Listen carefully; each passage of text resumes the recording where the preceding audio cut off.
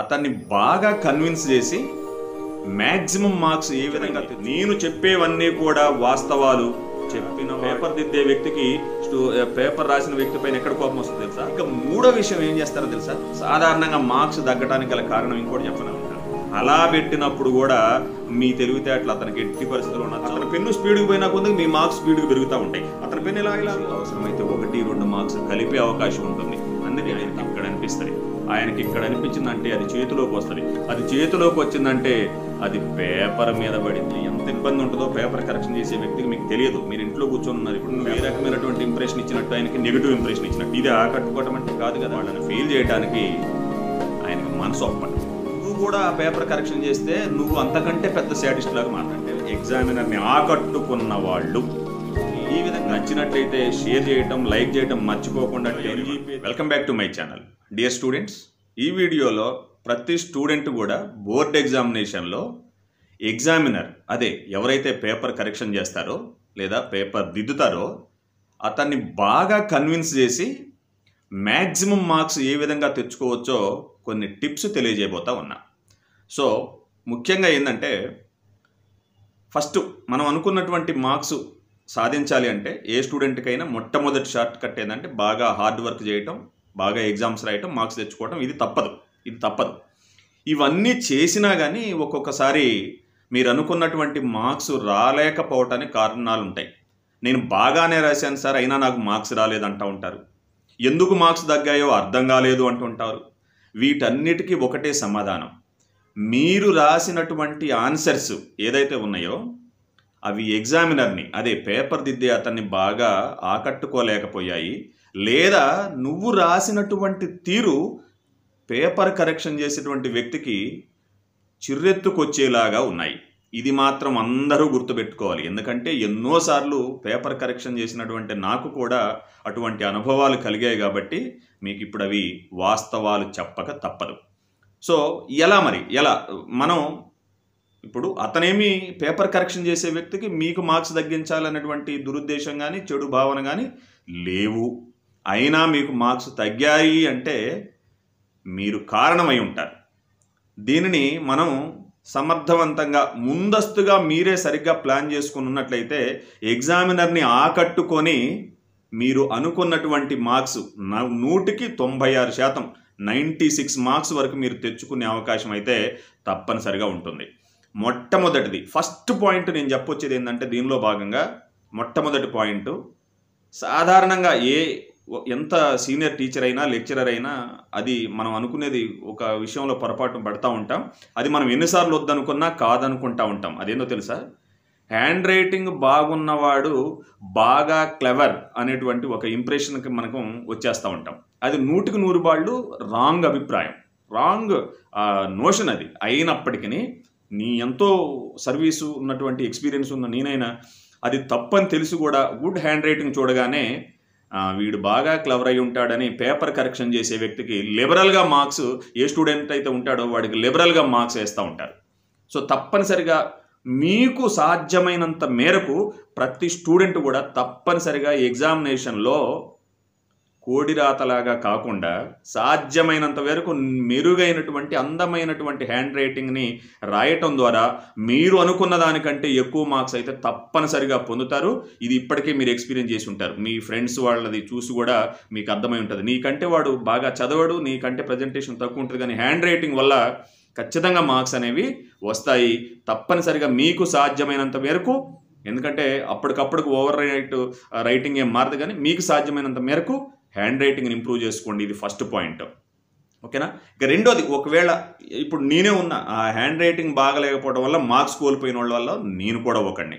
అది మరి మనం ఏం చేయలేము. దానికి కనీసం ఒక సొల్యూషన్ ఏంటంటే మీరు దీనిని ఎలా అధిగమించవచ్చు. హ్యాండ్ రైటింగ్ సార్ నేను ఎంత రాసినా నా హ్యాండ్ రైటింగ్ కుదరట్లేదు అనేవాళ్ళు ఉన్నారు.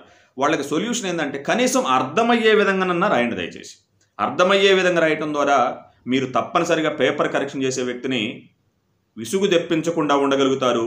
అతను 8 మార్క్స్ వేసే కాడ 9 మార్క్స్ వేస్తాడు, 5 వేసే కాడ 7 మార్క్స్ వేస్తాడు. అర్థమయ్యే విధంగా రాయటం ద్వారా. అర్థం కాకుండా నువ్వు రాసినట్లయితే నువ్వు కరెక్ట్ రాసినా కానీ ఆయన ఏముందులో ఇదంతా వీడేదో సోది రాసిండి, ఇది నాకు అర్థం కావట్లా, తలనొప్పి వస్తుందని దాన్ని మార్క్స్ తగ్గించి చదవకుండా కొంత ఎట్లా అనుకుంటా అండర్లైన్ చేసుకుంటూ పోకుండా మార్క్స్ తగ్గిస్తారు. ఇదైతే 100కి 100% నిజం. దయచేసి అందరూ గుర్తుపెట్టుకోండి. నీట్ హ్యాండ్ రైటింగ్ లేకపోతే కనీసం అర్థమయ్యే విధంగానైనా రాసి ఎగ్జామినర్ని ఆకట్టుకోండి, ఎక్కువ మార్క్స్ పొందండి. ఇదొకటి. ఇక రెండవ ఇంపార్టెంట్, అతి ముఖ్యమైనది, నేను చెప్పేవన్నీ కూడా వాస్తవాలు. చెప్పిన వాటిని ఎవరైతే ఫాలో అవుతారో వాళ్ళు తప్పనిసరిగా లాభం పొందుతారు. అమలు చేసి చూడండి. ఇక రెండవ ఇంపార్టెంట్ పాయింట్ ఏంటంటే, అందంగా రాయటం తర్వాత అత్యంత పబ్లిక్ ఎగ్జామినేషన్లో పేపర్ కరెక్షన్ చేసేటువంటి వ్యక్తి చాలా స్పీడ్గా నడుస్తూ ఉంటుంది. పేపర్ కరెక్షన్ అంటే ఎవరికి అన్యాయం చేయరు, కానీ పేపర్ కరెక్షన్ స్పీడ్గా నడుస్తూ ఉంటుంది, చాలా వేగంగా వెళ్తూ ఉంటుంది.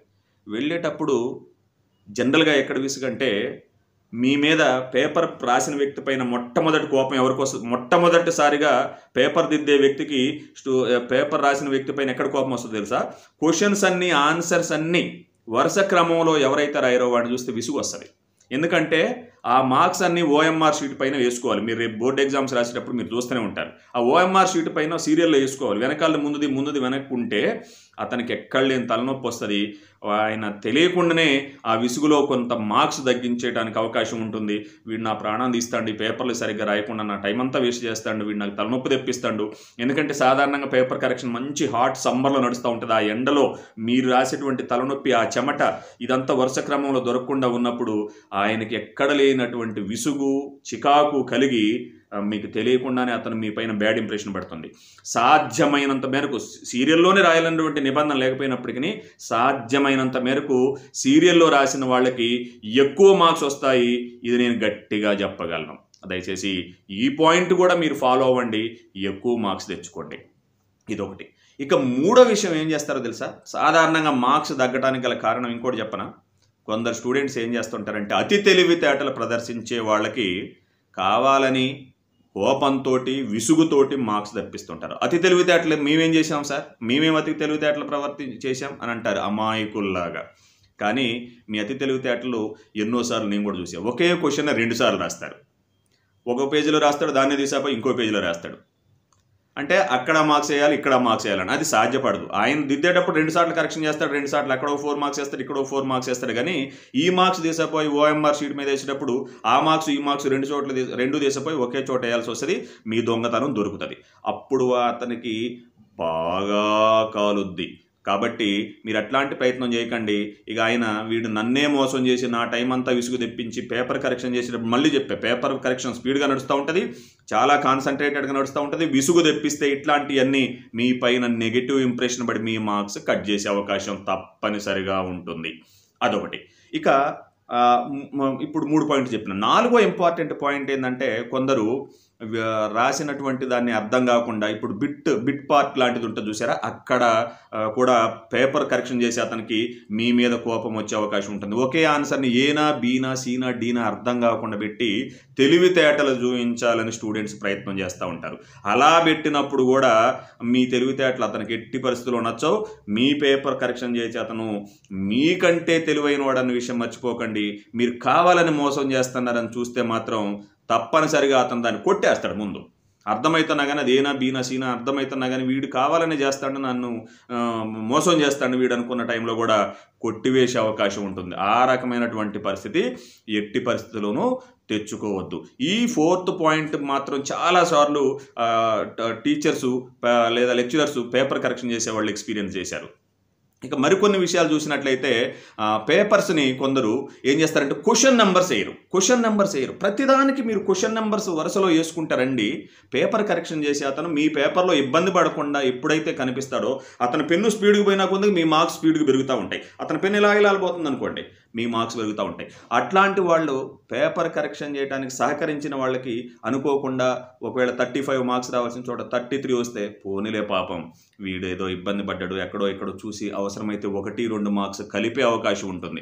అందుకే మీరు తప్పనిసరిగా విసుగు తెప్పించకుండా క్వశ్చన్ నెంబర్స్ క్లియర్గా వేయండి. మీకు ఇబ్బంది లేకుండా ఉంటుంది. ఇంకొక విషయం, మీరు ఇంకా ఎగ్జామినర్ని ఏ విధంగా ఆకట్టుకోవాలంటే క్వశ్చన్ నెంబర్స్ అన్ని, ఇప్పుడు 6వ పాయింట్ చెప్తాను, క్వశ్చన్ నెంబర్స్ అన్ని సీరియల్ రాయడంతో పాటు కాకుండా పేపర్స్ అన్నింటిని చివరిలో కట్టడం ఉంటుంది చూసారా, వాటిని కూడా ఆ సీరియల్ ప్రకారం మీరు ఎడిషనల్స్ ఎన్ని ఎడిషనల్స్ తీసుకుంటే వాటన్నిటిపైన నంబర్స్ వేసుకుంటూ పోవాలి. మీకు వెళ్ళగానే ఒక బుక్లెట్ ఇస్తారు లేదా 2 పేజీలు ఇస్తారు, ఒక్కోసారి బుక్లెట్ ఇస్తారు. ఎక్స్ట్రా తీసుకున్న దానికి 1, రెండో ఎక్స్ట్రా తీసుకున్న దానికి ఎడిషనల్స్ 2 అని వేసుకొని అవన్నీ సీరియల్లో కట్టాలి. ఇది చేయటం ద్వారా కూడా అతనికి పేపర్ కరెక్షన్ చేసేటప్పుడు ఒకదాని తర్వాత ఒకటి సీరియల్లో పోతూ ఉంటే మీరు ఎగ్జామినర్ని లేదా పేపర్ దిద్దే వ్యక్తిని ఆకట్టుకోగలుగుతారు. అతనికి ఎవరైతే ఎగ్జామినర్కి ఇబ్బంది లేకుండా చేస్తారో వాళ్ళకే ఎక్కువ మార్క్స్ వస్తాయి, ఇందులో డౌట్ ఏం లేదు. ఒకటి, అందుకే పేపర్స్ అన్నీ సీరియల్లో కట్టాలి. ఇంకొక విసుగు ఎక్కడ తెప్పిస్తారో తెలుసా, కొందరు రాసి వెనకాల పేపర్ని ముందుకి, ఇప్పుడు ఫర్ ఎగ్జాంపుల్ 4వ పేజీ తీసుకున్న 4th పేజీ నెంబర్ ఇది, దీన్ని ఇటుపక్కకి ఏది మెయిన్ బుక్లెట్కి ఇటు కట్టకుండా తిప్పి కడతాడు, ఇట్లా తిప్పి కడతాడు. కొందరు ఏం చేస్తారు, రివర్స్ కట్టడం, హోల్ కింద పెట్టేసి దాన్ని ఇటు తిప్పి కడతాడు. పేపర్ కరెక్షన్ చేసే వ్యక్తి ఇటున్న దాన్ని పేపర్ కరెక్షన్ చేసేటప్పుడు ఇటు తిప్పి కొడతాడు, మరి ఆ టైంలో అది సాధ్యం కాదు కదా. మీరు అట్లాంటివన్నీ వేస్తే ఎవళ్ళైతే అట్లా చేస్తారో వాళ్ళ మీద మాత్రం అతనికి నెగిటివ్ ఇంప్రెషన్ ఏర్పడుతుంది. వీడికి అసలు ఏమాత్రం బాధ్యత లేదు, ఎంత నిర్లక్ష్యం అంటే అని ఆయనకి ఇక్కడ అనిపిస్తుంది. ఆయనకి ఇక్కడ అనిపించిందంటే అది చేతిలోకి వస్తుంది, అది చేతిలోకి వచ్చిందంటే అది పేపర్ మీద పడిద్ది. అట్లాంటి దాకా తెచ్చుకోవద్దు. మీరు ఎగ్జామ్లో మీకు సఫిషియంట్ టైం ఉంటుంది. చాలామంది ఎగ్జామ్కి వెళ్ళి అటు ఇటు చూసి టైం అంతా వేస్ట్ చేస్తుంటారు. టైం వేస్ట్ చేసి చివరిలో ఏదో రాద్దామని. ఇంకొక ప్రధానంగా చేసేది ఏం తెలుసా, ఇంకా సాధారణంగా ఏంటంటే అది కావాలని చేయర్లే కానీ కాపీ కొట్టిన పేపర్లు ఈజీగా అర్థమైపోతాయి. పేపర్ కరెక్షన్ చేసే వ్యక్తికి కాపీ కొడతాడు, పేపర్ అంతా ఓ తీరుగుంటుంది. ఆ బిట్ పార్ట్ ఇంకేదో బిట్లో వచ్చరికి పెన్సిల్ తోటి పెట్టను, అది చూసి పెట్టను, ఇది చూసి పెట్టను, అందరి సీరియల్లో వస్తూ ఉంటాయి.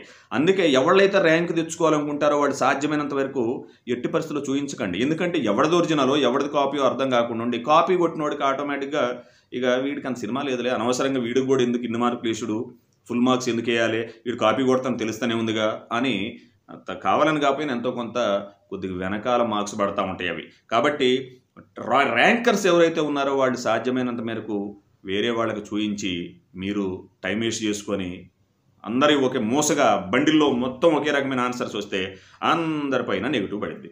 ఇది కూడా గమనించుకోండి అందరూ, ఓకేనా. ఇది ఒక ఇంపార్టెంట్ విషయం. తరువాత మీరు సాధ్యమైనంత వరకు కొందరు ఏం చేస్తారంటే కొట్టివేతలు చేస్తూ ఉంటారు. ఆ కొట్టివేతలు కూడా ఎలా ఉంటాయి అంటే పిచ్చిగా అసలు ఈ పెన్ను ఉంది కదా దాన్ని అంతా ఎంత దరిద్రంగా చేస్తారంటే చెప్పలేకుండా. మీరేం లేదు, ఒక్కోసారి ఎవరైనా తప్పు చేస్తామనుకుంటే చెమటలు బట్టి పోవాల్సిన పనులే. ఎగ్జామ్ హాల్లో ఏదైతే ఆన్సర్ రాస్తారో అది తప్పు అనిపిస్తే దాన్ని ఇట్లా ఇంటూ మార్క్ పెట్టేసేసి లేకపోతే రాంగ్ అని రాసేసి మళ్ళీ రాయండి. ఏమీ అవ్వదు అంటే ఏమీ అవ్వదు అంతే. అంతేగాని దాన్నే కొట్టేసి దాని కిందనే ఇంకో లైన్ రాసి దానిపైన ఇంకో లైన్ రాసి అట్లా చేయొద్దు. రాంగ్ అయితే రాంగ్ అని పెట్టండి. బిట్ పార్ట్లోనైనా సరే ఏదైతే ఆన్సర్ మీరు రాంగ్ అనుకుంటారో దాన్ని జస్ట్ ఇంటూ మార్క్ పెట్టేసి పక్కన రాయండి. అంతేగాని దాన్నే బీనే ఇట్లా చేసి సి చేయటం లేకపోతే డి చేయటం ఎట్టి పరిస్థితిలో చేయకండి. ఈ రకమైనటువంటి జాగ్రత్తలు అయితే తీసుకోండి. తప్పనిసరిగా ఇంకొకటి అత్యంత ముఖ్యంగా నేను చెప్పేది ఏంటంటే పేపర్ సరిగ్గా చివరిలో సరిగ్గా కట్టరు. కొందరు కట్టినా కానీ ఆ దారం ఊడిపోతూ ఉంటుంది పేపర్ కరెక్షన్. ఇది మాత్రం మోస్ట్ ఇంపార్టెంట్. పేపర్ సరిగ్గా కట్టకపోతే మీకు ఆయన పేపర్ బండిలు ఇవ్వగానే కరెక్షన్ చేయడం మొదలు పెట్టగానే తీసుకున్న పేపర్ ఊడిపోతూ ఉంటాయి పేజీలు ఎటు.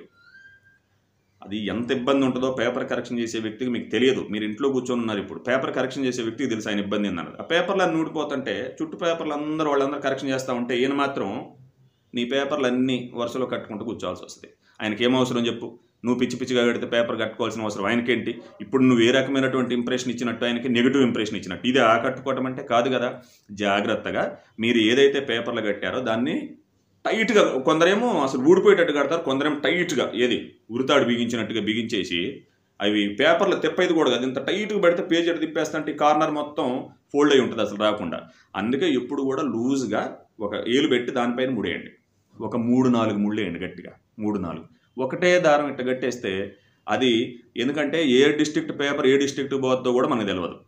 ఇంత ట్రైన్లలోనూ బస్సుల్లోనూ ఇంత ట్రాన్స్పోర్టేషన్ చేసిపోయిన బండిలో అక్కడ పోయిన తర్వాత ఇది వాళ్ళు అటు పడేసి వీళ్ళు ఇటు పడేసి ఇంత కట్టలు కట్టి ఉంటాయి, అటు ఇటు పడేసి మరి అది ఎటు ఊడిపోయే అవకాశం ఉంటుంది. అందుకే మీ లోపంగా లేకుండా చూసుకోవాలి. మీ లోపంగా లేకుండా సరిగ్గా దారాన్ని కట్టేసేయండి. అట్లా కట్టేసినప్పుడు మీకు మ్యాక్సిమం ఇబ్బంది రాదు. ఎందుకంటే నేను చాలాసార్లు చూసిన పేపర్లు అన్నీ ఊడిపోతాయి, కట్టుకోవడానికి ఆయనకే 10 నిమిషాలు పడుతుంది. అంత టైం వేస్ట్ చేయలేడు ఆయన. ఆ చెమటల్లో ఆ ఇబ్బందులు అంత టైం వేస్ట్ చేయలేడు. ఆ ఇబ్బంది మీరు పెట్టొద్దు కూడా. ఓకేనా? ఆ పని అయితే ప్రతి ఒక్కళ్ళు తప్పనిసరిగా చేయండి. ఇంకా ఫైనల్గా నేను చెప్పేది ఏంటంటే, ఒక్క మాట చెప్తా నేను. ఎవరైతే పేపర్ కరెక్ట్గా ప్రశాంతంగా ఎగ్జామినర్ని వరుసలో టక టక టక టక కొట్టడానికి అవకాశం ఇస్తారో వాళ్ళకి ఎక్కువ మార్క్స్ ఇస్తారు. వాళ్ళని ఫెయిల్ చేయడానికి ఆయనకు మనసు ఒప్పదు. ఫోన్లే అనిపిస్తుంది. ఫోన్లే అంటే 5 వచ్చిన కూడా పాస్ చేస్తారని కాదు, దగ్గరలో ఉన్నోళ్ళని కొంత దయదలుస్తారు. కాబట్టి మీరు ఆ విషయాన్ని గుర్తుపెట్టుకోండి. అదేవిధంగా నువ్వు చికా చేసినవు అనుకో, ఆయన కాలుతా ఉంటే వీడు దొరికితే బాగా వీడిని ఫెయిల్ చేయాలని కూడా చూస్తాడు. మరి అది శాడిజం కాదులే కానీ నిజం. నువ్వు ఇప్పుడు ఎవరైతే మీరు ఇక్కడ శాడిజం అనుకుంటున్నారో వాళ్ళు కామెంట్ పెట్టండి, సార్ ఇది శాడిజమేనా అని. కాదు అని నేను చెప్తా. ఎందుకంటే నువ్వు కూడా ఆ పేపర్ కరెక్షన్ చేస్తే నువ్వు అంతకంటే పెద్ద శాడిస్ట్ లాగా మారుతావు. ఓకేనా? కాబట్టి ఇది శాడిజం కాదు.